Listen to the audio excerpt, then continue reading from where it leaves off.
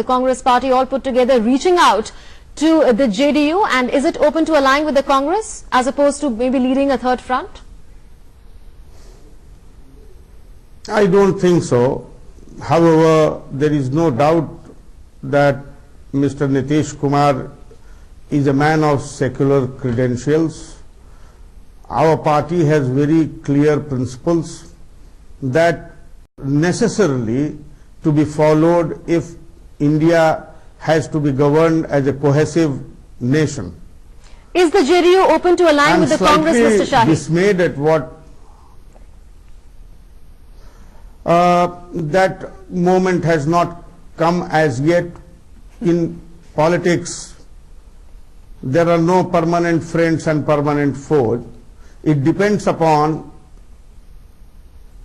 what common ideals and principles one agrees to. Interestingly, that's the same line that the Prime Minister took today, that in referring to Nitish Kumar by organizational reshuffle of the Congress party yesterday is concerned. 24 hours earlier, Congress rejigged its organization, and many believe that it has a clear stamp of Congress Vice President Rahul Gandhi on it ahead of the 2014 elections. Let's now take a look at who are the big winners and the big losers.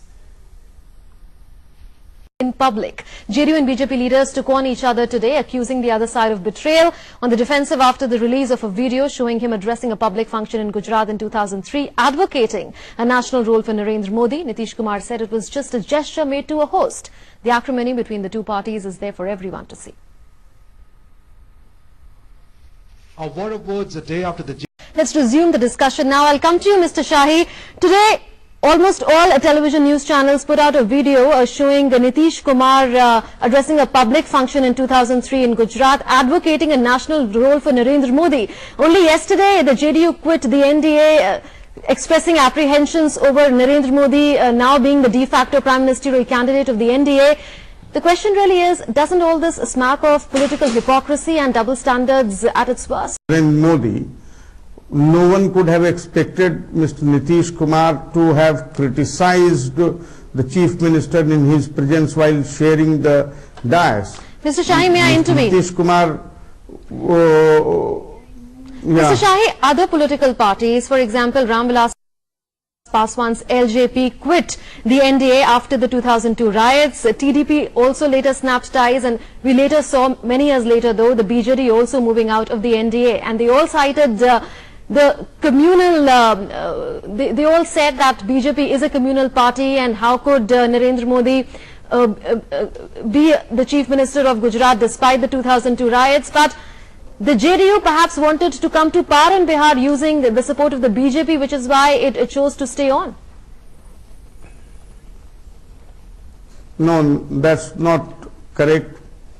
JDU didn't align with BJP to come to power. You know, we had a long association starting from the days of Samata Party, and later on when Samata Party merged in JDU, we had alliance, and in that alliance there were certain core principles which were agreed between BJP and JDU and other allies as well. What do you want to Mr. Vajpayee, I'll just comment. Last word from you, Mr. Afzal.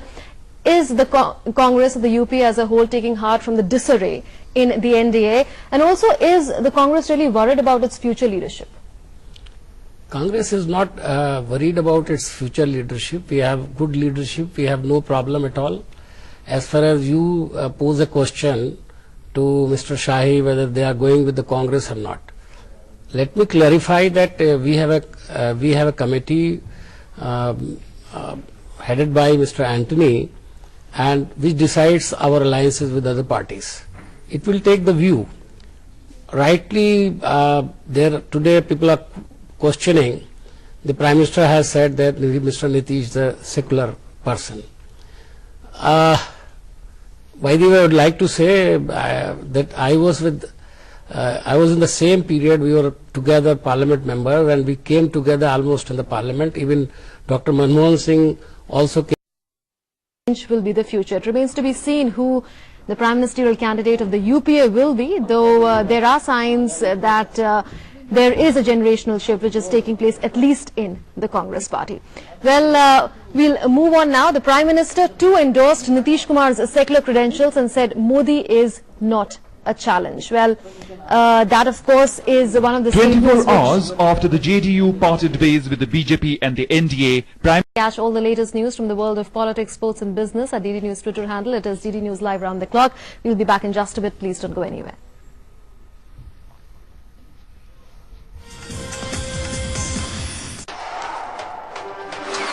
Welcome back. You're watching Newsnight. Here's a recap of the headlines. Estimates. No, I mean, it's a hilly terrain. I do not know the kind of density of we can make corrections.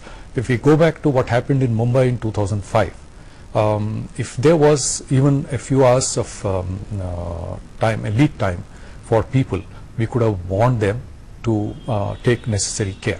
And I'm sure that, if we look into this in course of time, we should be able to, people are now talking of nowcasting. I mean, as it happens. No.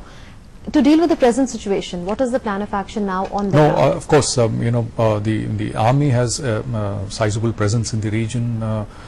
So also, even on a larger scale, I think we need different strategies to deal with such situations in future.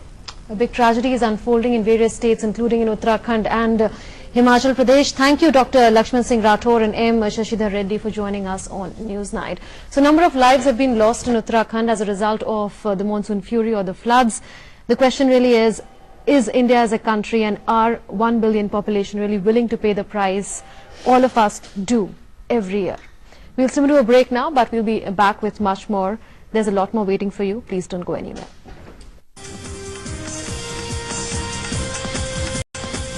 With us, you're watching Newsnight. Here's a look at what else is making news across the country.